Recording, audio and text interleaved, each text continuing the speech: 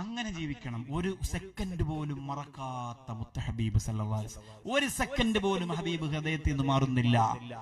അങ്ങനെ ഒരു ദിവസം നിങ്ങൾ ജീവിച്ചു നോക്കിയ, നാളത്തെ ഒരു ദിവസമെങ്കിലും അങ്ങനെ ജീവിച്ചു നോക്കിയ, സുബഹി മുതല് രാത്രി വരെയും വേറെ ഒരു ചിന്തയില്ല, ഒരു സെക്കൻഡ് മാറൂല. മുത്തുനബി സല്ലല്ലാഹു അലൈഹി വസല്ലം തങ്ങള് എന്റെ ഹൃദയത്തിലുണ്ട്. അങ്ങനെ ചിന്തിച്ച് നിങ്ങൾ ജീവിച്ചു നോക്കിയേ.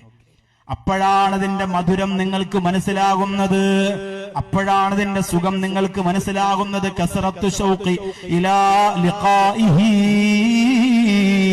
അപ്പോഴാണ് നിങ്ങൾക്ക് കാണാൻ ആഗ്രഹം വരുന്നത്.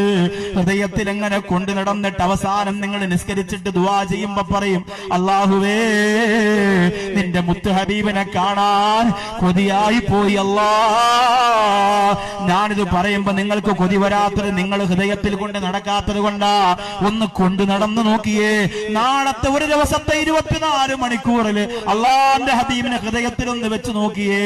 പിന്നെ നിങ്ങൾക്ക് കാണാനൊരു ആഗ്രഹം വരൂ. എങ്ങനെയാണ് എന്റെ മുത്ത് റസൂൽ ഇരിക്കുന്നതെന്ന് എനിക്കൊന്ന് അറിയണമല്ലോ അല്ലാ.